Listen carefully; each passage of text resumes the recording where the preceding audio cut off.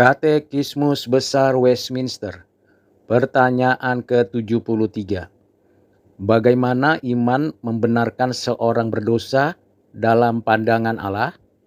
Jawabannya, iman membenarkan seorang berdosa dalam pandangan Allah bukan karena karunia-karunia lain yang selalu menyertainya, atau karena perbuatan baik yang dihasilkannya. Bukan juga karena karunia iman atau salah satu tindakannya diperhitungkan kepadanya sebagai kebenaran, melainkan hanya karena iman itu merupakan alat atau sarana yang melaluinya ia menerima Kristus dan kebenarannya dan menjadikannya miliknya sendiri. Jawaban tersebut dapat dibaca dan dipelajari dari Galatia 3 ayat 11, Roma 3 ayat 28, Roma 4 ayat 5, Roma 10 ayat 10, Yohanes 1 ayat 12, Filipi 3 ayat 9, dan Galatia 2 ayat 16. Dari pertanyaan dan jawaban dapat kita pelajari beberapa hal penting. Yang pertama, iman yang membenarkan merupakan kasih karunia yang dari Allah sebagai sarana untuk percaya, menerima, mengakui, dan mengalami pembenaran di dalam dan melalui Kristus.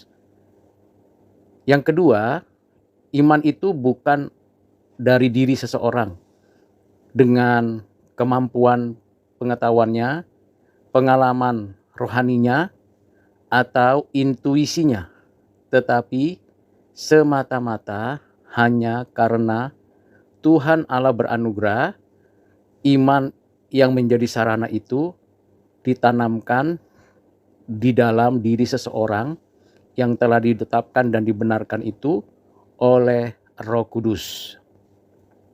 Yang ketiga, sarana iman ini tidak pasif, tetapi aktif memberikan arah dan memberikan kemampuan untuk setiap orang percaya mempercayai seluruh keberadaan dari pribadi dan karya Kristus yang menebus, yang membenarkan, dan yang memberikan kemenangan.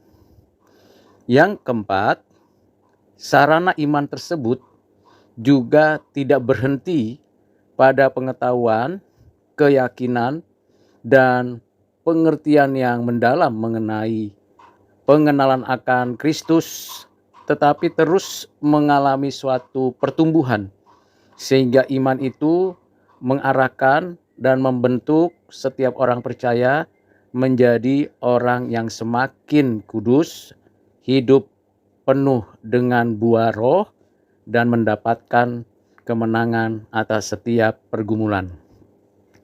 Dengan pengertian tersebut, kita bersyukur karena kita dikaruniai iman yang membenarkan. Tidak semua orang mendapatkan iman tersebut. Iman ini dapat disebut juga sebagai iman yang menyelamatkan. Bukan self-confidence atau suatu pengertian datangnya dari keagamaan, ritual, seremonial, tetapi ini dari Allah yang mengasihi. Kiranya penjelasan ini menolong kita semuanya hidup dalam orang-orang yang beriman. Tuhan Yesus memberkati. Amin.